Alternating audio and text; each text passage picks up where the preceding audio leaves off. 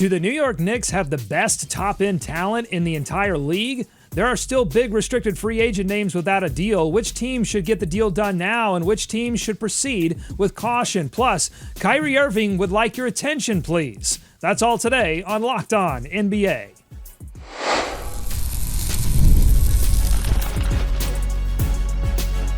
You are Locked On NBA, your daily NBA podcast.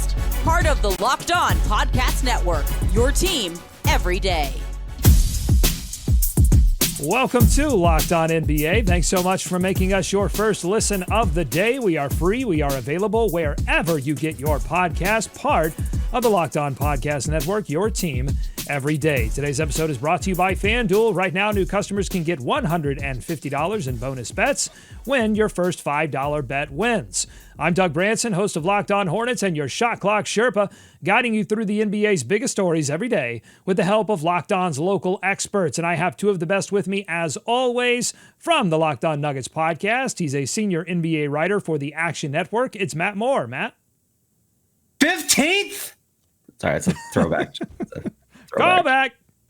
And from the Locked On Bulls podcast and all things Chicago sports expert for Bleacher Report, we've got Hayes. Hayes. What's going on, beautiful people? And yes, 15th. All right, go back and listen to yesterday's episode if you're intrigued by that reference. Today, though, we start with some top-end talent rankings from our own Locked On Knicks podcast. Who has the best top-end talent 1 through 3 in the league? That was the question on the latest episode of Locked On Knicks, where host Gavin Shaw ranked each team's top, second, and third option and then compiled the scores. Let's see what he came up with. We're looking at depth of top-end talent, depth of your top three guys. Oklahoma City was 3-1-1, so they are ridiculous. They almost got a perfect score, right? 90 would be a perfect score. They got an 88. That's insane when they're also maybe the deepest team in the NBA. Boston riding the fact that I did not knock Tatum for the Achilles. 82. I think that's representative of their top end roster talent. Denver's at 80. Your New York Knicks come in at fourth with 78 points. And that is a substantial gap. If you're watching, you already see it between them and 5, 6, 7, 8, 9, 10. So the Lakers at 72, Cavs at 68, Dallas 68, Indiana 64, Minnesota 61. I think that's accurate. I think that's accurate to say that the Knicks are clearly have top four talent in the NBA, top four top-end talent. I think Jalen Brunson is that good. I think Karl-Anthony Towns is that kind of ceiling. I think OG Anunoby is the quote-unquote role player that every GM in the league would give up a limb to go get and can glue those two together because he's just that good defensively. Having watched Locked On Knicks a lot this season, I generally consider Gavin and Alex reasonable NBA heads and reasonable with their takes on the Locked On Knicks. But let's see, or on the Knicks in general, let's see what Matt and Hayes think. If we just focus on next season and take Boston out of it because of the Tatum injury, do the New York Knicks really have the best top-end talent of any team in the Eastern Conference and third best in the league, Matt? LOL. No, that's not funny. No. Donovan Mitchell. I'd rather have Donovan Mitchell than Jalen Brunson. Jalen's had better seasons the last 2 years.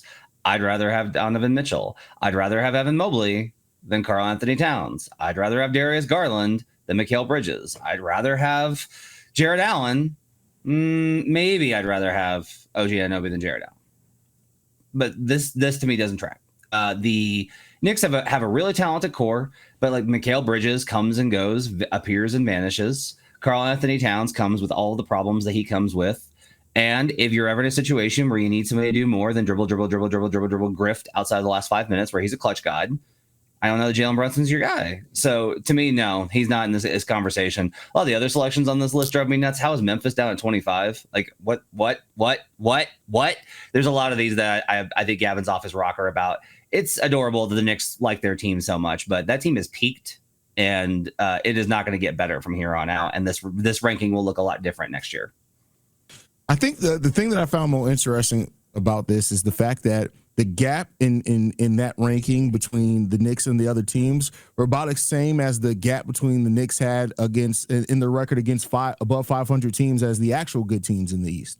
I just found that was funny. It was a little flip on the reversal of that role, just a little bit. Yeah, I mean the Knicks have talent on their team, but to say that they have the best top end talent in the league, come on now. Like I mean, the proof is in the pudding. This is why sometimes we can get so caught up in like these arbitrary things that say this. Like, what does the eye test tell you? When you saw the New York Knicks perform against some of the better teams in the East last year, what did that tell you? Did that tell you that their talent matched up with those other teams? Because if you say yes to that, you're smoking more than I was when I voted Luka top 15.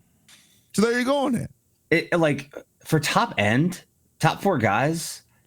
Would you rather have the Knicks group or would you rather have the Warriors group, even at their age? Like I'm the one that's consistently doubted that Warriors team, and I'm like, how much does coaching though play a part into that though, Matt? Even if you swap coaches, I'd still be like, I think I'll take Steph and Jimmy and Dre. Like I think I'll take those guys. That's what I think I would take. He has Charlotte 19th on the list. I have no problem with this list whatsoever. I think Gavin Shaw, very smart guy.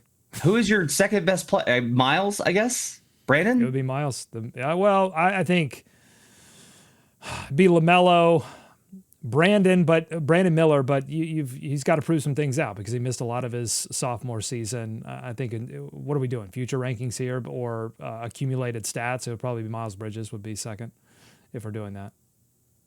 So.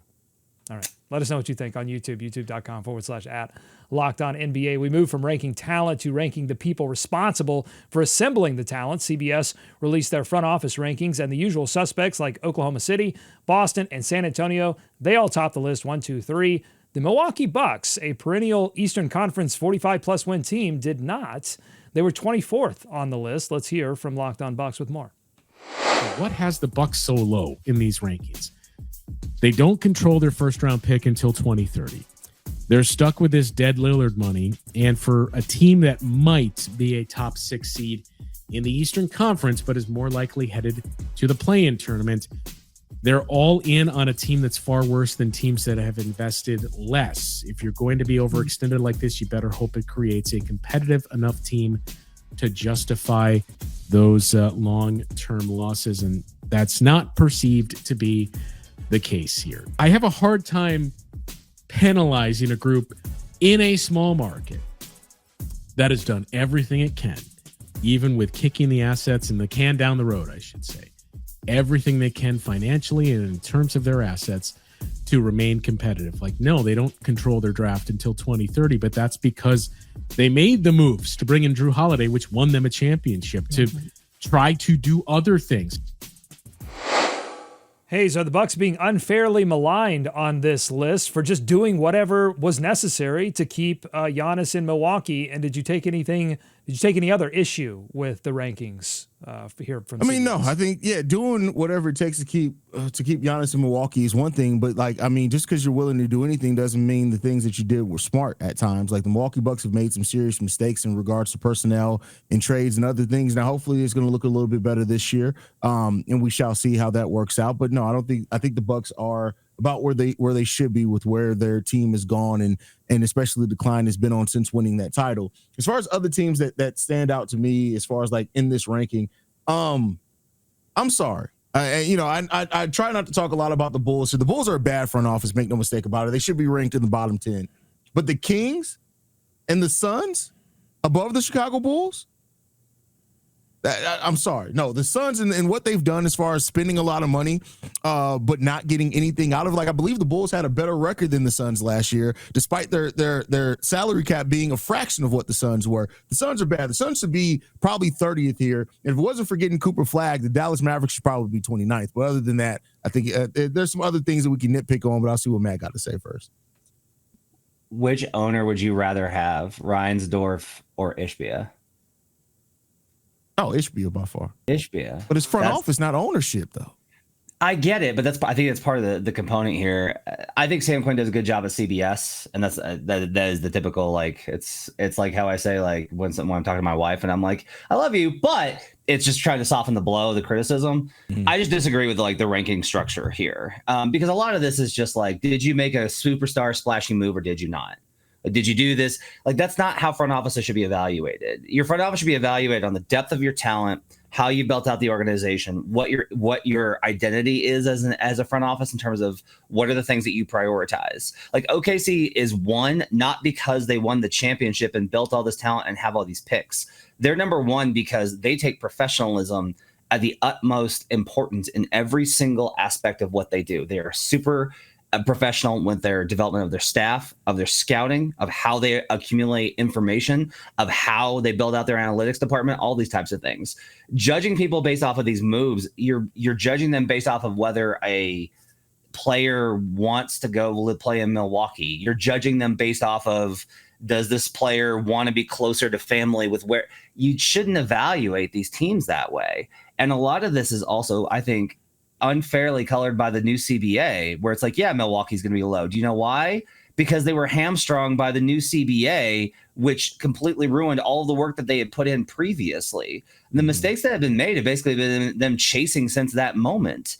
To me, the way this is structured just doesn't really reveal how you should evaluate front offices. You're just going to have to do the work to kind of get in the weeds a little bit. These things are complicated, and until you start understanding that, evaluating them based off of the moves is going to leave you coming up short and not being fair or accurate in your assessments. All right, we're out of time for this segment, but maybe some other time you'll have to explain to me why the Utah Jazz are still ranked top 10 on this list. Now, Sam Quinn writes that they have a plan and they're sticking to it. But if that plan is to get fined hundreds of thousands of dollars for making a mockery of basketball, then yes, they are sticking to the plan. But I have to have someone explain that to me at some point. All right, coming up on Locked On NBA, much more to get to. The Golden State Warriors, are they the most boom or bust roster in the league with their advanced age? Plus, we take a trip to Kyrie Corner. Kyrie Irving has a lot to say on his Twitch stream about both the past, present, and future of his career in the NBA. That's ahead on Locked On NBA. Today's episode of Locked On NBA is brought to you by FanDuel. Summer sports are in full swing, and whether you're all about baseball under the lights, golf on the green, or high-stakes soccer action, FanDuel is the best way to make every game even more exciting. You're already following the action. Why not make it a little more thrilling? With FanDuel, you can get in on the game while your friends are getting sunburned at the beach. It's super easy to use, fast to pay out, and makes even regular season games feel like must-watch events. Whether you're placing a same-game parlay or watching that bet ride into the ninth inning, FanDuel makes it feel like you are part of the action. And if you're new to FanDuel, I've got great news. New customers can bet just $5, and you're going to get $150 in bonus bets if your first bet wins. Open the FanDuel app today or visit FanDuel.com/LockedOn to get started. That's FanDuel.com/LockedOn. More Locked On NBA ahead. Thanks for making Locked On NBA your first listen every day. The Warriors are running out of time and players to make serious adjustments to their roster. One player that has been linked to them recently has been Malcolm Brogdon. Here's Chuck Walters of Locked On Warriors with what he sees as the biggest issue with a Brogdon addition. My issue is, with Al Horford being 39 years of age, and I know he's been durable, and DeAnthony Melton not playing much basketball at all the last two seasons, and Malcolm Brogdon not playing much basketball at all the last two seasons, is it too much of a gamble to make your entire offseason basically across your fingers? If we get their best, we're going to be really good? It is, but I think that's kind of how they're built right now. And the reason why, at least I like it, is because you're looking at their three offseason acquisitions as probably being 1, maybe 2 years. You know, I could see all three of those guys, maybe not Horford because he's 39 years old, but I could see Brogdon on a 2-year deal. I could see Melton on a 2-year deal. And that way, you at the very least align the veteran players who you're right. You're talking about being kind of wild cards and injury risks, as also being aligned with your best players who are also older and injury prone, at least at this stage in their careers. Matt, are the Warriors the biggest boom-bust team of this next season among the teams that made the postseason last season? I think so. Like, if we expand it beyond the postseason teams to like the Sixers, they've got Jared McCain, they've got Tyrese Maxey, they got VJ Edgecombe, right? So like they have a young core here for like a 2 timelines thing, even though those never work. And that's why I don't really want to criticize the Warriors for this. They are the biggest boom bust team, but we can't, on the one hand, say, you tried to do 2 timelines. That was stupid. You shouldn't have done that. And then criticize them for having 1 timeline, because their timeline for their guys is old. Like, it's an old timeline. You can't criticize them for getting old guys, injured guys, veterans, if they're focusing in on trying to get Steph one more run. You'd like to be able to add some younger talent, some healthier talent, but I think that that's going to be difficult. I do think that this entire thing is delicate, though. Like, if Jimmy misses the kind of time that he has, that's going to devastate them. If Draymond misses some of the time that he has some of the last couple of seasons, it's going to kill him. If they bring on Brogdon in an important role, he's probably not going to be able to play as much as you ever want him to. He's never been able to do that. I don't know how this kind of works out, Hayes. I just kind of like, yeah, hey, maybe you can make it for 6 months of basketball with this level of age and injury concern, but I'm pretty skeptical. Yeah, they're going to have to, the ice baths are going to be plentiful in the Golden State Warriors arena. They're going to have to live in those. They may have to go in and out of the Baku tank from Star Wars after games. Just go ahead and just let them stay in there between games. But no, this is a boom and bust team. Like, it could be really good for them. I think this team could be a really tough team. I think being healthy in the playoffs is going to be a really key factor. And I think the Warriors are going to have to pace themselves to not try to overdo it in the regular season. They don't need to be regular season darlings. They avoid the play-in. I think is of course what you need to try, what your aim and goal is to do. But you don't have to try to aim for 55, 60 wins. You don't have to try to do that. And you probably couldn't get there even if you tried to. Just manage your energy levels and be fully healthy by the playoffs. And, you never know. This is still a tough team, well-coached team, well-executed team. Their depth is still going to be a little bit of a question mark. But, hey, when you fail at trying to live in the 2 timelines, you're left with old dust. And, that dust is still trying to compete out there. As I think we have to do every time that we talk about a West team. Hayes, where do you think this team is in the East? In the East? Yeah. Oh, they're a top 6 team at least. Probably can flirt with top 4 with how the East is going to be this year. It's probably like 3rd or 4th. 4th at. See, I wouldn't put them above the Orlando Magic. Wouldn't put them above the Cleveland Cavaliers. I probably still wouldn't put them above the Knicks either. But they could be right under that tier of teams. Yeah, it's tough. You mentioned the back to tank. Freezing Steph Curry and carbonite would be an innovation in load management that we haven't seen yet. And I wouldn't put it past Silicon Valley, by the way. If it's going to come from anywhere, it's going to come from San Fran. As is the case deep into the summer, we have some restricted free agency deals that are stuck in the mud, including a deal that would bring the average age of the Warriors down considerably. And that, of course, is bringing back Jonathan Kaminga. Let's play a game of get it done or be careful with these restricted free agency deals. Jonathan Kaminga and the Warriors, Matt, should they get this deal done already, or should one or both parties still proceed with caution before signing on the dotted line? I just think they should have done a sign and trade by now. I don't like it when teams do this where they're like, we don't value enough to pay you, so we're going to get value for you and trade you. Oh, so you'll just like move me somewhere I want to go and just take what you can get? No, we're still going to hold you at this. We're going to hold you at a higher standard than we have you. That always kind of annoys me, where it's like, man, come on, let the kid go somewhere where he can actually have the kind of career that he wants to have. I think they should get it done. I just think that they should get it done with trading him and finding out that kind of thing, because there are interested parties. The Kings are interested. The Suns are interested. There's enough teams out there with enough talent that would just help the Warriors on the margins. That, to me, would be a better outcome here. I mean, you might as well. Why not add DeMar DeRozan to the old guys there with the Golden State Warriors, sign the trade with the Kings? No, but I think I'm aligned with Matt there. I think they should get it done, but in the get it done, I mean, go ahead and move him. He's not going to be able to be the player that he wants to be. He's not going to be able to be the player that you need him to be. That's clearly been shown so far. So why keep holding on to him? I'm surprised that he is not moved yet. I thought this would have been done earlier in free agency. I get it. A lot of the key restricted free agent guys are just kind of sitting there waiting. But yeah, I say get it done, get him moved there, and get some pieces that help you try to win now more, which is clearly the goal of the Golden State Warriors. And you guys are so ageist. You're going to feel like fools when it's the Golden State Warriors versus the LA Clippers for the Western Conference Finals. And then the winner, instead of spraying champagne, sprays prune juice all over the locker room. You're going to feel really silly if that's what actually smell happens. Cigar fumes and Bengay just drifting through the halls. Okay, let's keep playing this game. Coming up on Locked On NBA, I want to know more about this Josh Giddy situation in Chicago. Are they going to get a deal done? We'll hear from Hayes' co-host on Locked On Bulls, Pat the Designer, and we're still making that trip to Kyrie Corner. Don't think you're getting away from it. We're still making the trip. That's coming up on Locked On NBA.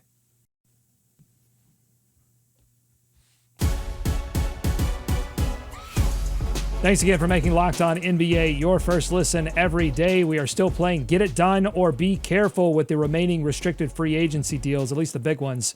And Josh Giddy, a big one, yet to sign a new deal with the Chicago Bulls. Let's hear from Hayes' Locked On Bulls co-host, Pat the Designer, who on what he thinks is responsible for the holdup. I think the question mark that the Bulls probably have is the second half of this season, the real Josh Giddy, or is more of the first half of this season if somebody else steps up, which to me, either way, right? Like maybe your expectation or what they want Josh Giddy to be is not a $30 million player.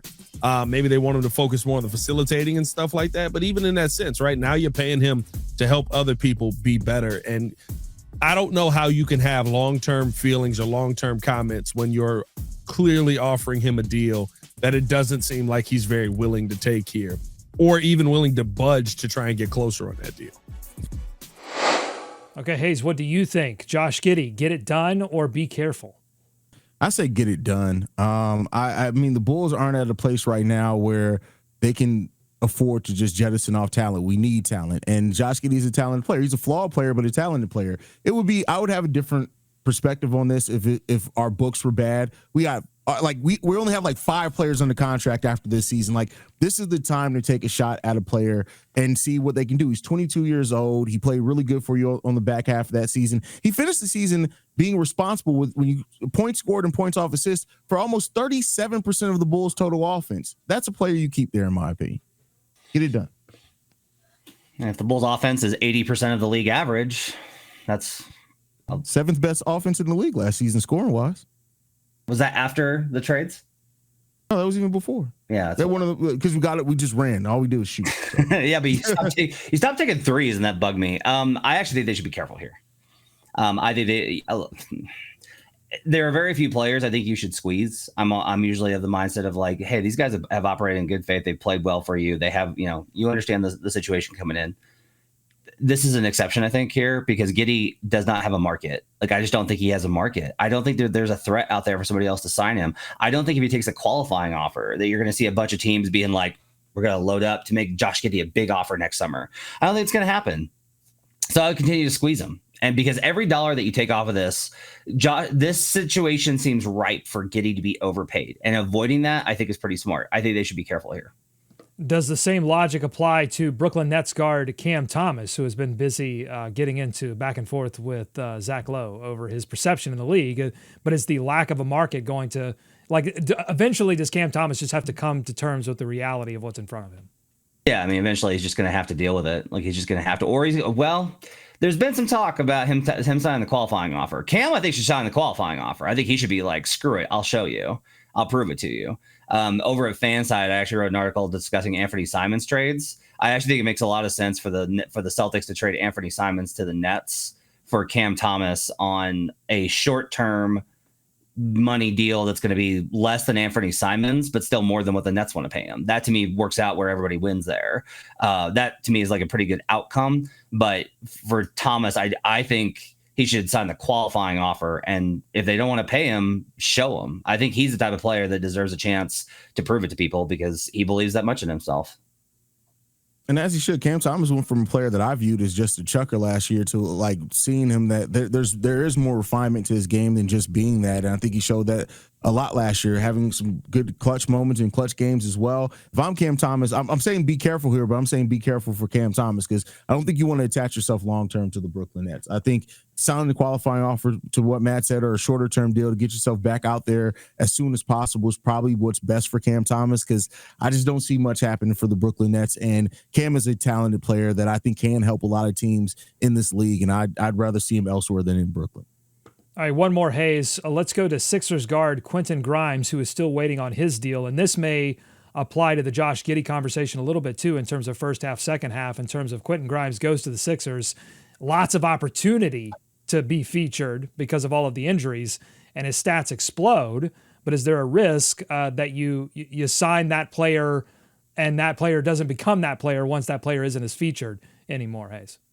Yeah, I think especially when Quinton Grimes, that run that happened when everybody basically on the 76ers was dead. They were respawning. He was the only one out there. Somebody had to score, and I'd be a little cautious about somebody who did that. Not to say that Quinton Grimes hasn't had some solid production years, but Not what he did with the 76ers last year. The 21 points per game that he averaged there, you just haven't seen that type of boom from Quinton Grimes. So you have to look at it. Is it more likely than not that it was just a flash in the pan, or is it more likely that this is something that he's just now uncovering at being only 25 in this game?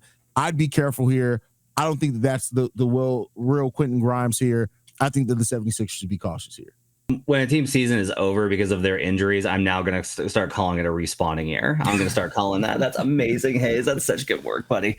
I will say I'm not really as interested about what happens with Grimes. Like, empty stats in a meaningless vacuum don't really mean much to me. He's very talented, but they don't have room for him there. So I don't really know what the point is here. What I actually think is most hilarious about this is that they're squeezing the money out of him because he wanted a lot more than the mid-level exception, which is why Dallas traded him. So Nico Harrison once again comes in here and trades this guy because he doesn't want to pay him. And now the Sixers are like, we don't have to pay him either. He's a restricted free agent and he's not going to get the money that he wants anyway. Great stuff by Nico. Hits keep on coming. Where are you on Quinton Grimes? Like, do you think he's going to continue this production if he gets a new deal, or is there a risk here? I mean, to me, it's less about can he do this when he doesn't have he had that usage and opportunity. It's like, they don't need that. Like, can he fit in next to the other guys? It's not just about if you have lower usage. It's can you make the other guys better? Because nobody is like building around Quinton Grimes versus Paul George, Joel Embiid, Tyrese Maxey. Can he make those guys better? I don't know. That to me is kind of the question here, and it's a difficult one. But you shouldn't base it off of that last the respawning performance because it's an entirely different context. He wants the usage, right? I mean, he got frustrated in Dallas because he wasn't getting it. But in fairness, when he got the opportunities, even in Dallas, he had big games for them sometimes. But he wanted it for the money, right? Like, that's the thing is, like, he wanted the usage to get the money. Like, this is all about and I don't blame him at all. Like, this is about the money. I just don't know. Like, his best opportunity here is probably like, this is the thing is I would also say, hey, you may have to sign the qualifying offer and then try and do this again to find a team that's going to look at you and be like, hey, maybe Quinton Grimes is our guy. Like, if that's what you want to do, go all the way. Don't try and force yourself into being the guy on a team with Joel Embiid, Paul George, Tyrese Maxey, VJ Edgecombe, Jared McCain. All right, we have waited long enough. It is time to take a trip to Kyrie Corner. Kyrie Irving has had a lot to say on his Twitch stream over the past few days, and I'd like to take a trip to Kyrie Corner to see what's on his mind. And I'm making Matt and Hayes go with me. Get in the back seat, boys. We're going to Kyrie Corner. And I want them to make sure that I don't get lost and never come back. Now, there are too many milestones to hit along the way, so I have some choices here for you guys on stops that we can make on the way to Kyrie Corner. Hayes, you get to choose first. I've got some words here. You pick a word, and I will reveal what that stop means. So I've got goats, Kobe, intimacy, duos, or details. Which would you like? What stop do you want to make on the way to Kyrie Corner? Let's go with Kobe. All right, let's go Kobe. This is what Kyrie said about Kobe Bryant on a recent Twitch stream. He said, quote, Kobe Bean Bryant is immortalized, not just because of his basketball. That's what I'm trying to tell y'all. Like, he is way bigger because of the character, because of what we witnessed him go through. We didn't care about certain failures. The real Kobe fans didn't care about the failures. Hayes, you chose, not me, you chose to bring us to this stop. So I will allow you first comments on his comments about Kobe Bryant. I understand where he's coming from on the Kobe Bryant thing. I like this whole conversation about Kobe, whether he's top 4, top whatever, that's popped up, recently over the last few years. I personally don't understand it. I think Kobe is a top 5 player all time in the NBA. I think he needs to be respected as such. We talked about that a little bit yesterday. I think while I don't always agree, as a matter of fact, not always, I very rarely agree with most things that Kyrie Irving says. I can see where he's coming from on this one. No comment. I'm going to pass on this one. Zero comment? Zero. No comment from Matt Moore? Zero comment. You find me on the street, I'll give you my opinion.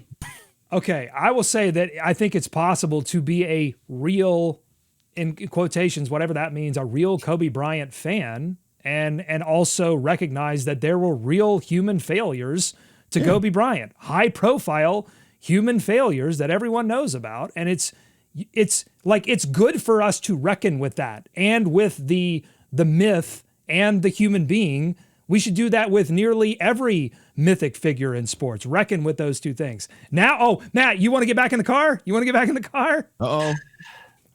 Death Pull makes them back in. Death makes us reconsider people because we're uncomfortable with it. Like no one ever wants to say anything bad about the dead because we're uncomfortable with our own mortality. So all I will say is that the way that Kobe Bryant is discussed after his death is not commiserate with what it was like covering him from 2006 through 2012. It's a very different reality. All right, let us know what you think on YouTube, youtube.com/@LockedOnNBA. This is our first trip to Kyrie Corner, but not our last. I've got a few more stops along the way. Maybe we make those the rest of the week. If you like what you heard today, make sure you're subscribed to Locked On NBA wherever you get podcasts, including YouTube. Thanks to Matt and Hayes for their expertise every day. Thank you for making Locked On NBA your first listen. Until next time, be kind to each other, and we're going to see you right back here tomorrow on Locked On NBA. Sorry, Matt.